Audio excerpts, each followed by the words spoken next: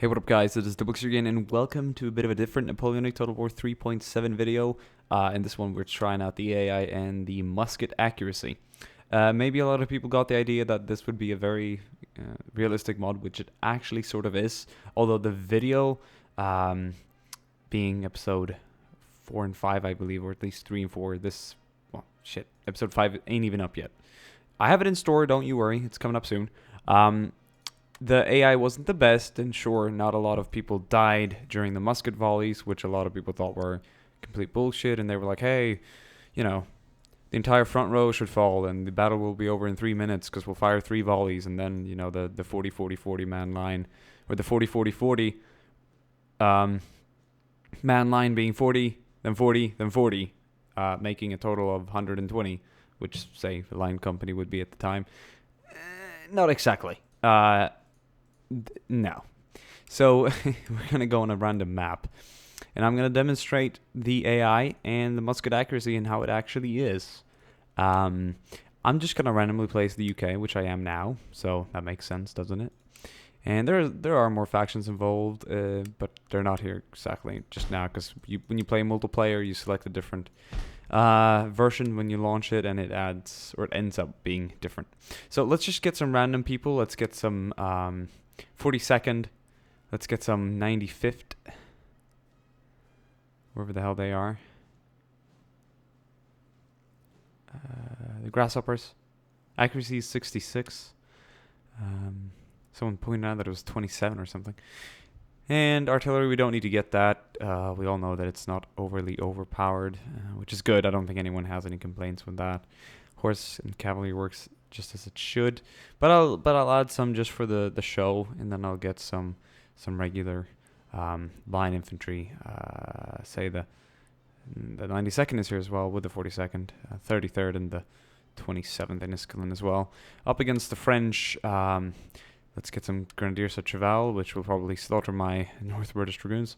Some light infantry, just randomly there. Some Grenadiers, and maybe the Old Guard as well. And let's give them a unit of the 18E. Something like that. I'm not aiming for any historical accuracy or any size here, but I want to show them the AI. A lot of people, well, you are going to be able to see the AI in action soon, but apparently because it's a city map, the AI plays stupidly like that. I don't think it was super stupid. It was a little bit stupid, but the AI is like programmed after, I don't know exactly who and why, but I think it isn't done yet. It's like the single player thing is kind of new since like 3.4 or 3.3 or something. Sure, you have been able to play single player before, but not in this kind of way. It's quite different. Here's the 92nd, and here's the 42nd. This is the Grenadier Company with the 42nd because of their shoulder cuts there, and the 92nd, this is just a center company. That aside, that's pretty badass. I will note to you that marching your men in such a way is faster than anything else. And here are the Scots Greys. How badass aren't they? Look at that. And here's another little thing I wanted to show you. Say I tell them to run. They're not going to get into it straight away. They're going to start getting faster, faster, and faster. That's how you do it. You don't speed up to like 200 kilometers an hour straight away. So it goes faster and faster. And there's that lovely blocking as well, which makes it realistic. You can't just run through your units.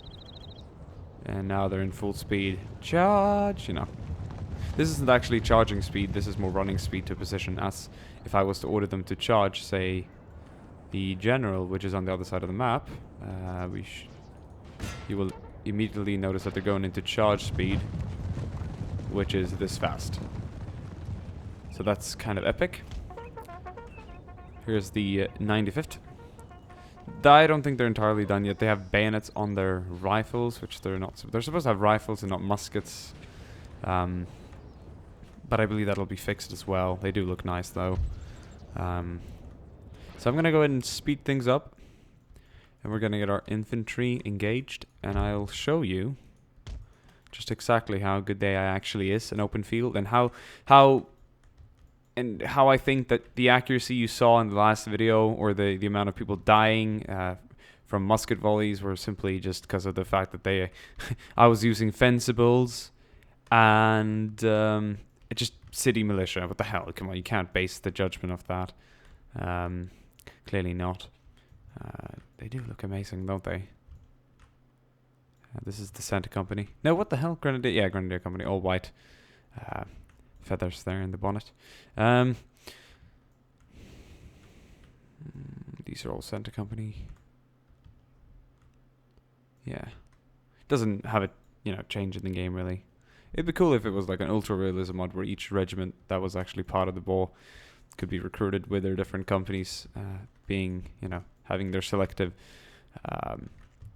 equipment. But another interesting things were if they're, if you could make more than just one flag in the future. I hope for future Total War games that they add the availability to simply just completely change the flags for each regiment, and marching tunes as well. So the 42nd would have sort of say bagpipers playing with obviously royal king's blue color here, and then of course that's a regimental color. The king's color would be a simple flag like this with the king's sigil on it and their number. 92nd being yellow, 27th being yellow as well with a castle in the center, and the 33rd being white and red as the English flag. It's a bit of side history there on the regiments. 95th being I think it was green, small green flag.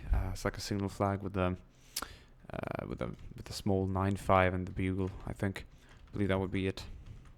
So here come the French general. Very nice looking. There's no special generals in the game. There's just general staff, although in the single player version of the game which I'm playing, there are of course generals of virtue and importance. I like that they've added a few black horses here as well. They're just not all the same color.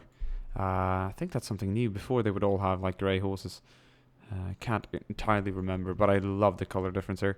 So we'll probably see the AI use horses or their cavalry in correlation with their actual units on the field. I'm going to deploy my regiments like this now.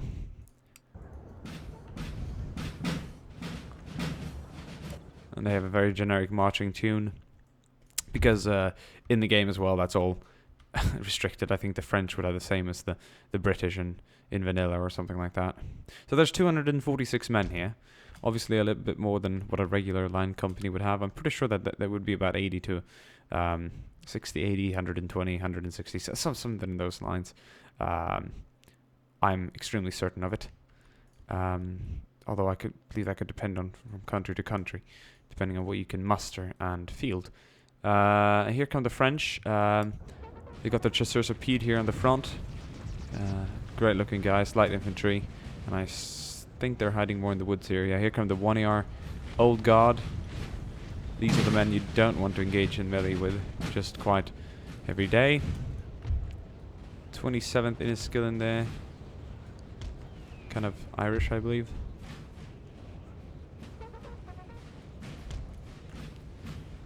Battle formations. So they've positioned these guys on the flanks and they're in lines ready to battle. See, there's no confusion or anything like it. I'm gonna send my 95th to the woods here. They will be heading, and the general will be heading up to the lines. The reason why the guys couldn't hit the general and why that was really just ridiculous is that I believe the general is really not supposed to be killed. I think they run off the multiplayer stats, and the general is supposed to be hard to kill. He's supposed to be hard to kill. So I'm gonna go ahead and engage these chasseurs à pied here. See if we can form a little battle line. So this is of a pretty far distance. Remember, this is a pretty far distance.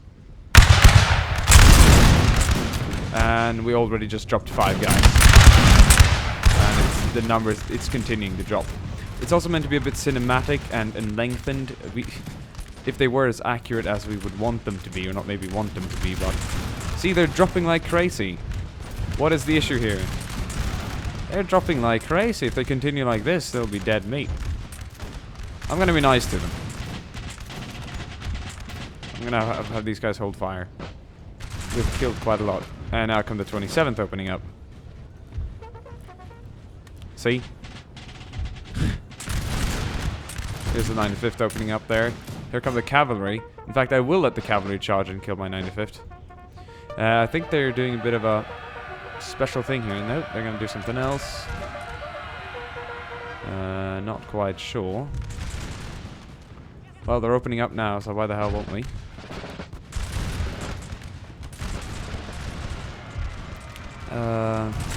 That's cool. Form square. Form square on the bunch. They're going with a very aggressive attitude here. I think they're using the cavalry in combination with their line infantry to force me into square, whereas I am weaker. And now they're forming up a good battle line here. I'm going to try something crazy. Let's see how the AI reacts to a charge here from the cavalry. And no, I'm not playing my best here to beat the AI. I'm showing epicness here on this scale. And we go heads in, charging at the 1ER who aren't fully formed.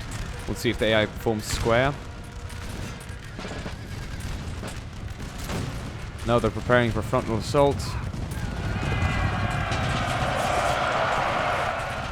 I didn't have a lot of running time, so the hit was quite lame, so to speak. And they're charging again and again and again. My squares aren't overly effective against the infantry, but they seem to have gotten this flank on the wrong foot here. They're obviously spending quite a lot of effort on this one here. And believe it or not, but my Scots Greys are absolutely killing the 1ER here. But after a little bit of an enduring fighting, they realize that the casualty they're taking is just a lot. Too many to hold. So I will pull back. Since the cavalry is pretty much not combat effective as of now, I will change this around. Oh shit, that's wrong. That's my bad. That's not what I meant to do. I can't believe I did that. And instead I will put them out of square and have them return doing what they should be doing.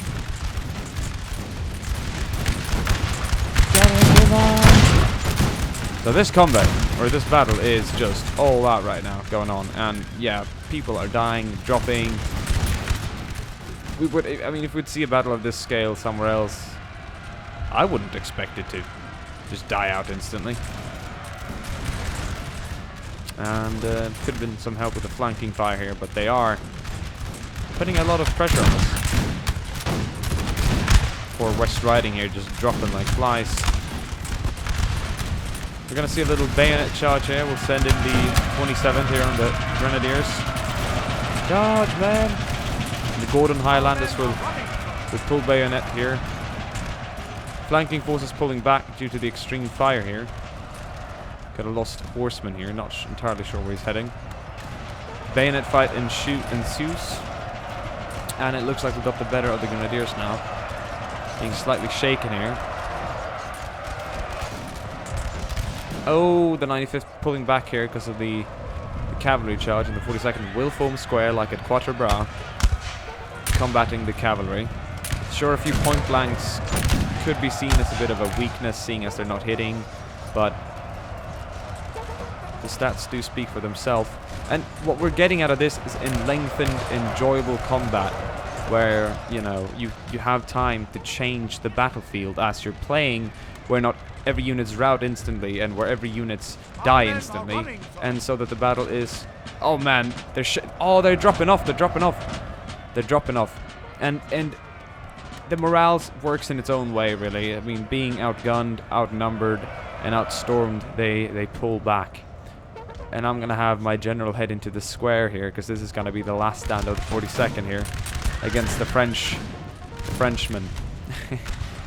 Oh, this is marvelous, isn't it? I'm going to send in my cavalry as a bit of a shocker here in the back. 95th is going to return here to positions. They probably weren't on fire well. Volleys will return here to normal. And I'm going to form the 42nd up to give the 18E here a bit of a frontal shock. Let's speed up while we're doing that. Changing position there slightly. Okay. Bit of a chaos here.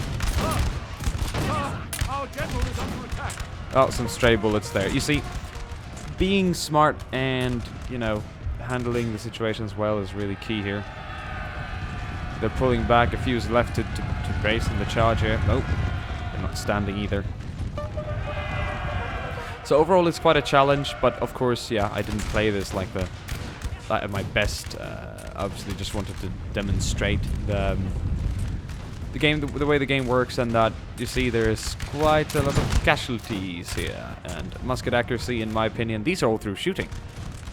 And that regiment was just, what is it? It's at 140. A few minutes of gunfire, and it's down to like almost half their size. Yeah, I'm gonna take that as a yes. This is pretty well thought over. And these guys are trying to retreat here into open ground. But my cavalry, being very tired though after fighting in melee against the 1 AR grenadiers, will not quite let it go, as they will keep running and butchering the Frenchmen as they go. I think with a bit of luck we can reform behind the 95th, who are giving us supporting fire here. Oh, sorry. shot the sergeant in the head. Okay. Inspiring isn't going to work now. So, let's see here. They're 150. 950 is opening fire.